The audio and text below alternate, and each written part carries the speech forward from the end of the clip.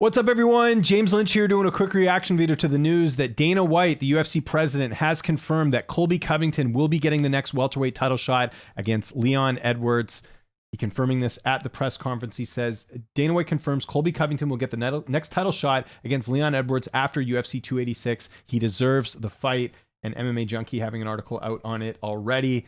Of course, it was a big surprise to everyone this week that Colby Covington was the backup for the Leon Edwards-Kamaru Usman fight. A lot of people felt like it should have been Belal Muhammad. I think even after Leon Edwards getting the win this evening over Kamaru Usman, that Belal would have got the next title shot, but instead it's Colby Covington, and I see both sides of it. The other bit of news that Dana mentioned as well, and we'll get into this as well too, Dana White now working on Belal Muhammad versus Shavkat Rakhmonov. So imagine Belal Muhammad, you don't get the backup spot for this title fight at UFC 286. You don't get the Colby Covington fight because I know he wanted that on that card as well. And now he might have to fight Shavkat in a fight that he might lose. I mean, Shavkat's a very, very, very good fighter. We saw that in the Jeff Neal matchup where he finished Jeff in his last one. So, wow, just a crazy turn of events here. But let's start first with the whole Colby Covington Leon Edwards title fight, which is just a crazy fight. And look, I get it from the UFC's perspective where Colby, despite the fact he hasn't fought in a year, is still a pretty notable name, big draw, whatever you want to call it. I know people will talk about the fact that Colby has not sold a ton of pay-per-views, but there's a lot of interest in him. I mean, think about it. He hasn't fought in a year and people are still talking about Colby. The UFC obviously thinks highly of him. That's why they made him the backup for this. And I think it just shows the UFC really wants Colby to, fight for a title again or be their champion. That's why they're giving him this opportunity. Looking at Colby's last couple fights, you can look at it there, coming off the win against Masvidal, beat Woodley, beat Lawler. These are not good wins, right? And again, I think it's going to be an entertaining fight between Colby and Leon Edwards, but as far as merit goes, he's lost twice to Usman already. Him getting another title shot after losing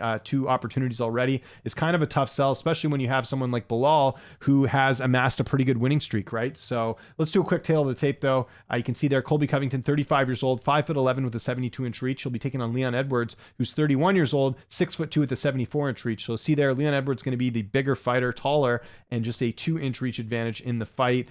Colby is also 4 years older than Leon Edwards as well, or 3 years, I guess, because Leon will be turning 32 later this year. So yeah, interesting matchup. Again, I thought they probably would have gone with Belal here, but Colby's getting this shot instead. So that's a very interesting matchup. Early pick on this fight, just based off what Leon did. And, and again, some people feel like he didn't deserve the win here tonight. I think you still have to go Leon. Again, he's a very tough guy to take out.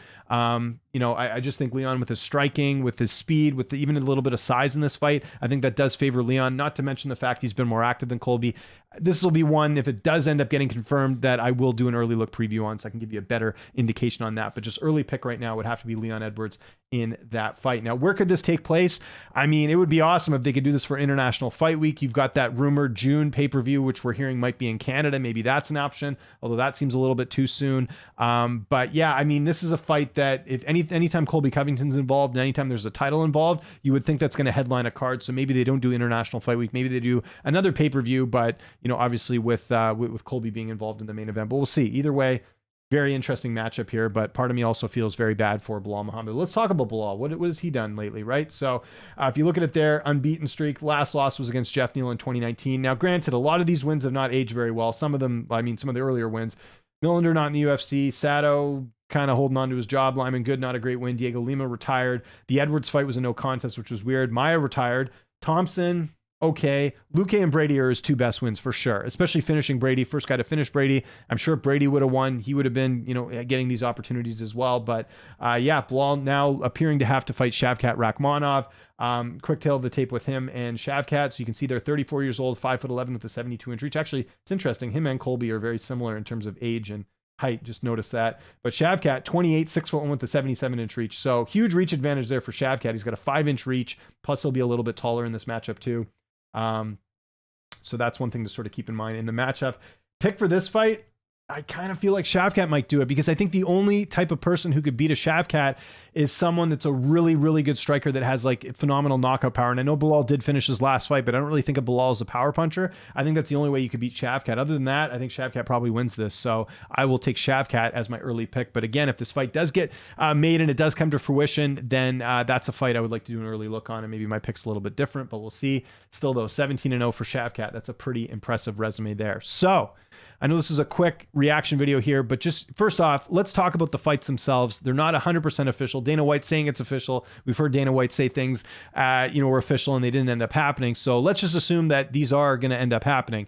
What do you think? Was this the move, or should Belal Muhammad should have got the shot? I know Khamzat Chimaev's another name out there as well, but it certainly sounds like Khamzat's not coming down to 170 anymore. I think he's looking more at 185, so we can sort of disqualify him, because to me, it's really Belal, or you look at the winner of Gilbert Burns and Jorge Masvidal. I think those are the only other options for a title fight next. Usman should not get another fight here. Usman should have to fight someone else, so I don't really know what you do there in that situation. So there's that. But yes, I think this is what you would have to do, is if they are going to go with Leon and Colby, Belal has to fight someone. I think Shavkat's the obvious choice, unless he was to fight the winner of Burns and Masvidal, but it seems like they want Shavkat right in there pretty soon after his big win over Jeff Neal. So let me know what you think in the comment section below. Again, first, let me know what you think of the matchmaking. Second, who would you pick in these potential fights between the potential Leon Edwards and Colby Covington fight and the Shavkat Rakhmonov and Belal Muhammad fight? Would love to hear from you. Again, if these get confirmed and make official, I'll be doing obviously the early look previews, and I'll be doing the pros picks for those as well too. My name is James Lynch. Make sure you hit that like button, hit the subscribe button, hit that notification bell. You can follow me on Twitter, Instagram, TikTok at Lynch on Sports. I'm trying to do videos on this channel almost every single day. Thank you so much for watching. I'll talk to you guys next time, and thanks so much for tuning in.